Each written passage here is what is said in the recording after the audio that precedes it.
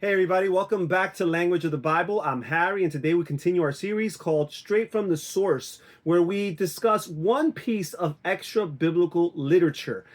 These are writings or works that are not within the Christian canon that we call the Bible. That means they're not from the 39 books from the Old Testament or the Hebrew Scriptures, nor are they from the 27 books of the New Testament or Greek Scriptures. These are books that are of Jewish and Christian background. They are quite often religious in content, in material, but at the same time, they are not canonized works. Again, they're not one of the 66 books of the Christian Bible.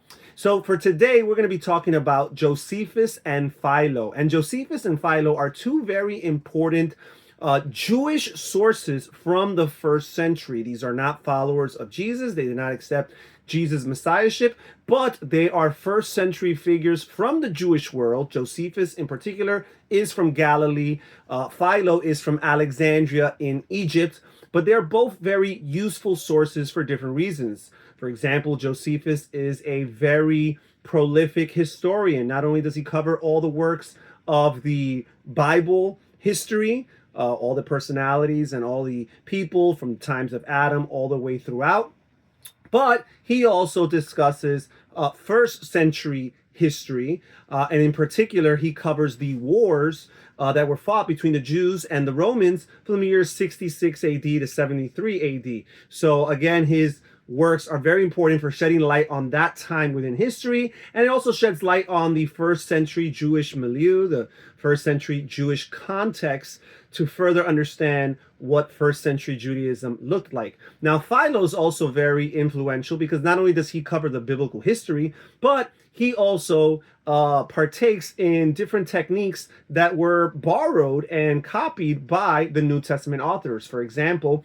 he is the first person documented to have spoken about the Logos, the Word of God, as an intermediary between God and his creation. Later on, we see John, the disciple, the author of the fourth gospel, borrow this concept of the Logos and apply it to Jesus. Jesus is the Word of God who was with God from the beginning, and all things were made through him and from him and by him.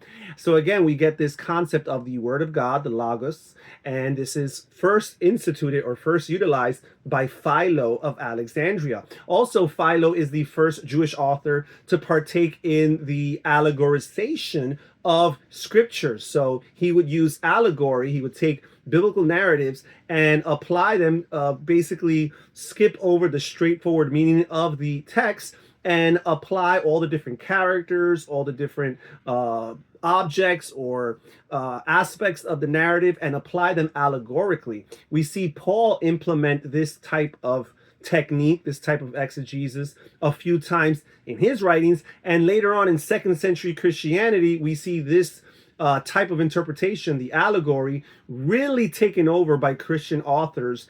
And again, it originates in Philo of Alexandria. So today, again, we cover two extra biblical sources, whether it's Philo or Josephus, both very influential, both very helpful resources for any Christian doing New Testament studies, for any Christian further wanting to understand the first century Jewish context in the diaspora, represented by Philo, and within Palestine, represented by Josephus. And again, some of these different interpretational techniques utilized by Philo that were used by New Testament authors, and later on in the second century and forward by different Gentile or Greek authors as well. That's it for today's video. Thank you so much for joining us here at Language of the Bible. Please comment down below if you have any questions, any concerns, any disagreements, or any prayer requests. We're here to listen. Take care and God bless. Bye-bye.